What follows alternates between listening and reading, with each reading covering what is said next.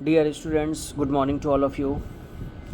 In the series of electromagnetic waves, this is the fourth lecture.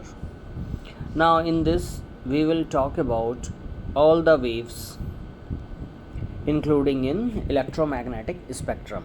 Okay. So, the first wave is radio waves. It is produced by accelerated motion of charges in conducting wires. ठीक है. Radio and television communication system or mobile phones for voice communication it is used. ये produce कैसी होती हैं radio waves, ये भी आपका एक नंबर का क्वेश्चन पूछा जाता है हमेशा. तो ये कैसे प्रोड्यूस होती हैं? Produced by accelerated motion of charges in conducting wires. ठीक है, मीन्स जब आपका जो चार्ज है वो एक्सेलरेट हो जाता है किसी भी कंडक्टिंग वायर में, तब ये वेव्स प्रोड्यूस होती हैं. Radio and television communication system, जितना भी आपका रेडियो और टेलीविज़न कम्युनिकेशन सिस्टम है, मोबाइल फ़ोन्स पे जितना भी कम्युनिकेशन हो रहा है वो सारा का सारा किस पे होता है? रेडियो वेव्स पे ही होता है. और इसकी जो लैम्डा है वो ग्रेटर दैन 0.1 m 1 मीटर. ओके. और इसकी एप्लीकेशन कहाँ कहाँ पे हैं? बहुत इंपॉर्टेंट है रेडियो वेव्स. एप्लीकेशन क्या है? AM बैंड पे यूज़ होता है 530 किलोहर्ट्ज़ टू 1710 किलोहर्ट्ज़. इसको AM भी बोलते हैं, एम्पलीट्यूड मॉड्यूलेशन. फिर उसके बाद आता है short wave band up to 54 megahertz. फिर आपका टीवी वेव्स बैंड जिस पे आप टीवी देखते हो 54 मेगाहर्ट्ज़ टू 890 मेगाहर्ट्ज़. ठीक है. फिर आपका ये FM बैंड है. FM बैंड में देखिए 88 मेगाहर्ट्ज़ टू 108 मेगाहर्ट्ज़. आप अगर ध्यान दो तो इसी बैंड में ही सारे के सारे आपके FM के चैनल्स आते हैं.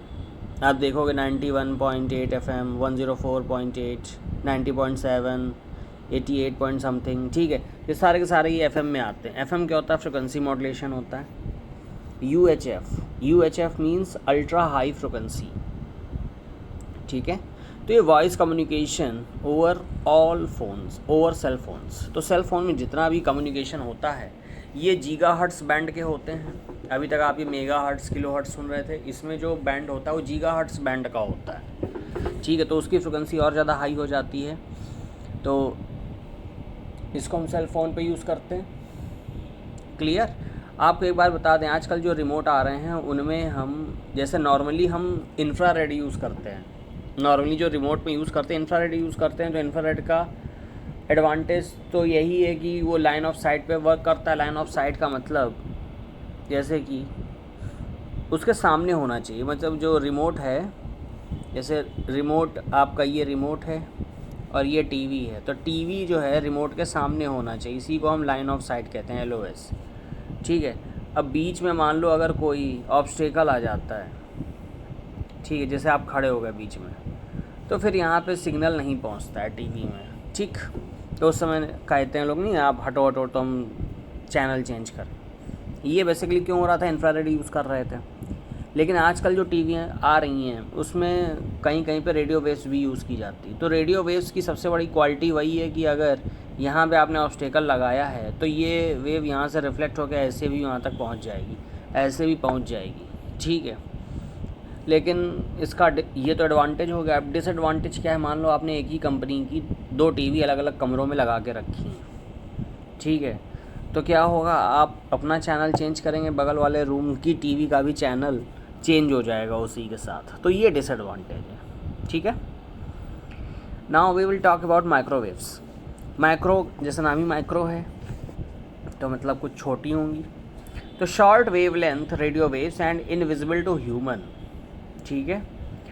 तो ये शॉर्ट वेवलेंथ होती हैं, नाम ही माइक्रो है, छोटा. ठीक है. शॉर्ट वेवलेंथ है और इनविजिबल टू ह्यूमन है, मानव को दिखाई नहीं देती हैं. Produced by special vacuum tubes. Special vacuum tubes के द्वारा इनको प्रोड्यूस किया जाता है, जैसे कि क्लिस्ट्रॉन, मैग्नेट्रॉन, गन डायोड्स. ये क्लिस्ट्रॉन, मैग्नेट्रॉन और गन डायोड्स जो है ये आप लोग डिग्री क्लासेस में आप लोग आगे पढ़ेंगे. अगर आप में से कोई इलेक्ट्रॉनिक्स इंजीनियर बनेगा तो उसको स्पेशली माइक्रोवेव्स पढ़ाया जाएगा. माइक्रोवेव्स आपको पता है, आपने जो टावर पे जो गोल वाले एंटीने देखे होंगे, ठीक है, जैसे इस टाइप के, इस टाइप के कुछ एंटीने आपने देखे होंगे ऐसे ऐसे करके, जो कि लगे होते हैं टावर पे, ठीक है।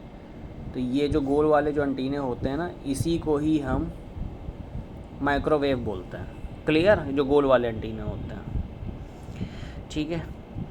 तो ये आपके माइक्रोवेव होते हैं, और इनसे जो भी रेस निकलती है, इनके कभी आप लोग सामने मत खड़े हो जाना, ठीक है, क्योंकि ये एक इधर एक एंटीना लगा है, एक इधर दूसरे टावर पे लगा है, ठीक है। ये दोनों आपस में कम्युनिकेशन करते हैं, लेकिन कभी भी जैसे किसी की छत पे लगा होता है, तो कभी भी आप ये गलती मत करना कि आप इनके बीच में जाकर खड़े हो जाओ, ठीक है, because these rays are very harmful, ठीक। ये आपको बहुत नुकसान पहुंचा सकती हैं, ठीक है। एप्लीकेशन क्या है इसके? Microwave ओवन्स and radar system in aircraft navigation. एक तो इसका यूज़ आपका जो घर में माइक्रोवेव ओवन्स में होता है, दूसरा रडार सिस्टम में यूज़ होता है, जो कि एयरक्राफ्ट नेविगेशन में यूज़ होता है, ठीक है। रडार का फुल फॉर्म क्या होता है? Radio detection and ranging. Application क्या है? Air traffic control. Air traffic जैसे कि यहाँ सड़क पर ट्रैफिक होता है, वैसे ही आपका एयर ट्रैफिक भी होता है, उसको कंट्रोल करने में यूज़ होता है। स्पीड डिटेक्शन ऑफ व्हीकल्स की स्पीड डिटेक्शन में यूज़ होता है, मिलिट्री पर्पसेस में यूज़ होता है, सैटेलाइट ट्रैकिंग में यूज़ होता है। क्लियर? और रडार में होता क्या है? It consist of transmitter and receiver. तो ट्रांसमीटर का मतलब कुछ ट्रांसमिट करेगा, कोई सिग्नल भेजेगा, और कोई सिग्नल ये रिसीव करेगा, उसी पे ये वर्क करता है। क्लियर? और इसकी जो रेंज होती है माइक्रोवेव की, वो 0.1 m to 1 mm तक होती है, ठीक है। क्लियर? अच्छा, एक चीज़ और बता दें, माइक्रोवेव ओवन में जो रसगुल्ला होता है, आपने कभी उसको अगर गर्म करके आप खाओगे, माइक्रोवेव में गर्म करके खाओगे, और एक जो नॉर्मल जो कढ़ाई में जो रसगुल्ला गर्म होता है, उस दोनों में बहुत अंतर होता है, ठीक है। उन दोनों में अंतर क्या होता है?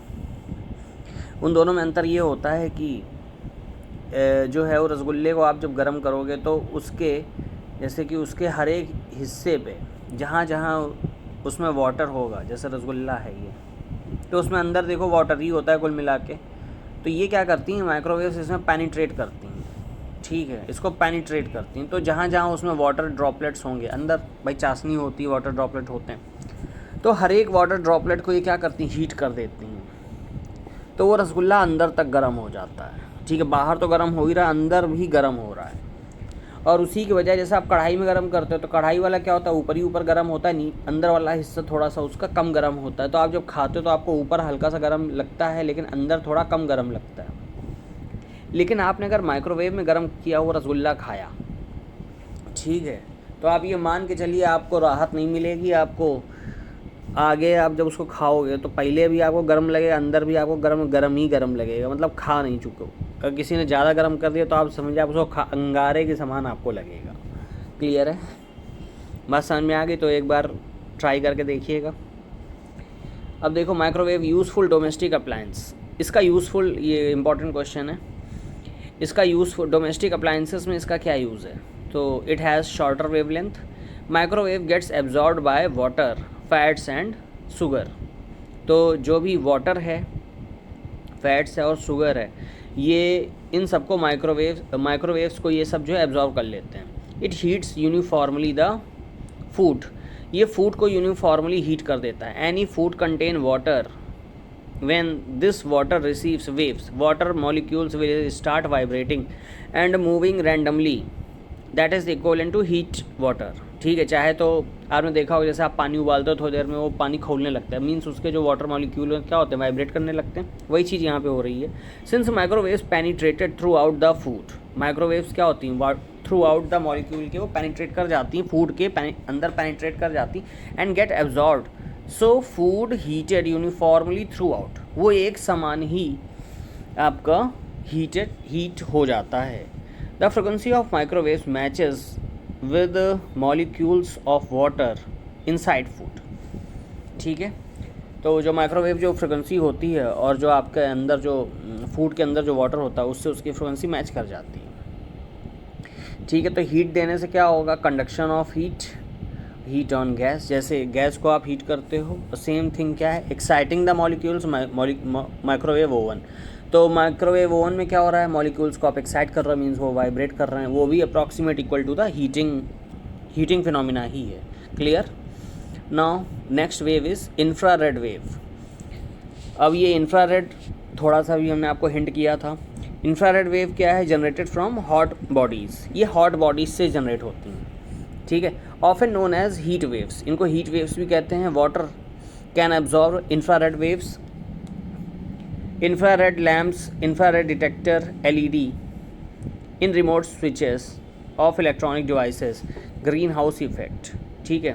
ये कहाँ कहाँ यूज़ होती हैं, इंफ्रारेड लैम्प में यूज़ होती हैं, इंफ्रारेड डिटेक्टर में यूज़ होती हैं, LED in remote switches, electronic devices, green house effects, ठीक है। When there is a fire, infrared waves generated, जब भी कहीं फायर या हॉट इन्वायरमेंट होता है वहाँ पे इंफ्रारेड वेव्स जनरेट होती हैं। Use in TV remote LED, ये यूज़ कहाँ पे होती हैं, मैं पहले आपको बता चुका हूँ, टीवी रिमोट में यूज़ होती है, मोस्टली टीवी रिमोट में यूज़ होती हैं और LED में यूज़ होती हैं। Now we will talk about the green house effect. Green house effect क्या है, an atmospheric heating phenomena that allows incoming solar radiations to pass through but blocks the heat radiated, ठीक है। जैसे आपको पता है हमारे चारों तरफ क्या है, एटमॉस्फेयर की लेयर है, ठीक है। होता क्या है, ये देखो डायग्राम बना हुआ है कि सन से विजिबल लाइट आ रही है अर्थ की तरफ, ठीक है। इसके बाद ये आई और इसके बाद जब ये बाहर जाने लगती है, मतलब ये इस पे अर्थ पे आई और उससे रिफ्लेक्ट होके जब बाहर निकलती है, मतलब रिफ्लेक्ट होती है, तो ये ट्रैप्ड हो जाती है, ठीक है। इसको ट्रैप कर लिया जाता है, इसी विजिबल लाइट को ही ट्रैप कर लिया जाता है, अर्थ सरफेस में ही ट्रैप कर लिया जाता है, trapped by green house gases. तो इसको कौन ट्रैप कर रहा है, इसको ट्रैप करते हैं CO2, CH4, CO2 means carbon dioxide, CH4 means methane और वाटर वेपर, ठीक है। सब इसको ट्रैप कर लेते हैं। इसकी वजह से क्या होता है, इंक्रीज़ इन टेम्परेचर क्या होता है अर्थ का, वो इंक्रीज़ करने लग जाता है। क्लियर। तो इसी को ही बहुत ज़्यादा अगर जब ये प्रोसेस होता है तो इसकी वजह से क्या होता है, आपका जो ग्लोबल वार्मिंग, मतलब टेम्परेचर बहुत ज़्यादा बढ़ने लगता है तो ये ग्लोबल वार्मिंग होने लगती है, ठीक है। It is suitable for maintaining, इसका बेस्ट पार्ट क्या है, it is suitable for maintaining the temperature of earth which is suitable for human survival. अगर आपको पता है अगर ये ना होता, ठीक है, तो अर्थ जो है बहुत ठंडी होती, और अगर बहुत ठंडी होती तो इसमें ह्यूमन सर्वाइव ना कर पाता, ठीक है। So human activities increase the, तो ये एक तरीके से हमारे लिए प्लस पॉइंट भी है। So human activities increases the greenhouse effect, it leads to global warming। हमारी जो ह्यूमन एक्टिविटीज़ है जिसमें कि हम बहुत ज़्यादा CO2 प्रोड्यूस करते हैं और कई सारी और गैसेस हैं उनको प्रोड्यूस करते हैं, तो उसकी वजह से क्या हो रहा है, जो टेम्परेचर है CO2 की वजह से जो टेम्परेचर है, हीट है, वो बढ़ रही है, ये आपको ग्लोबल वार्मिंग को लीड करती है, ठीक है। नेक्स्ट विजुअल लाइट क्या है, most familiar form of EM waves. ये EM वेव का मोस्ट फैमिलियर फॉर्म है और इसकी लैम्डा कितनी है, वेवलेंथ कितनी है, 4 × 10⁻14 हर्ट्ज, सॉरी इसकी फ्रिक्वेंसी है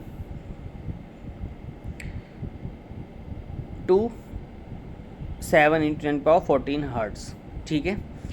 नाउ अल्ट्रावायलेट वेव्स क्या कैसे प्रोड्यूस होती है, it is produced by special lamps and very hot bodies, extremely hot.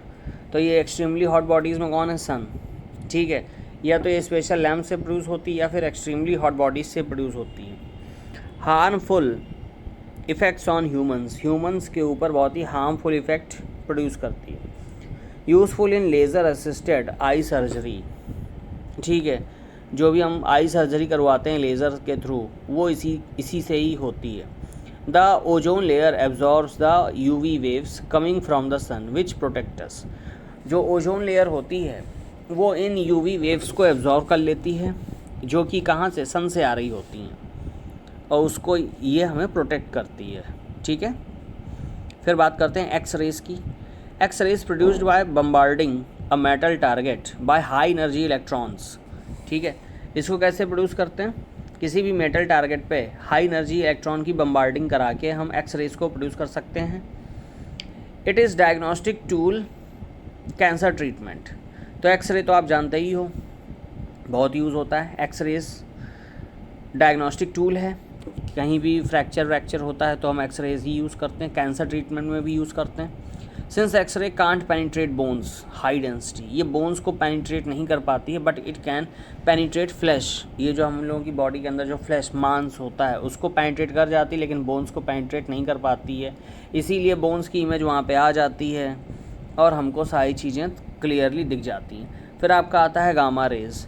Gamma rays क्या है? Produce in nuclear reactions and also emitted by radio active nuclei, ये nuclear reactions में produce होती है, also emitted by radio active nuclei use in cancer treatment, ये आपके cancer treatment में use होती हैं। Okay, thank you. So now this chapter is ended.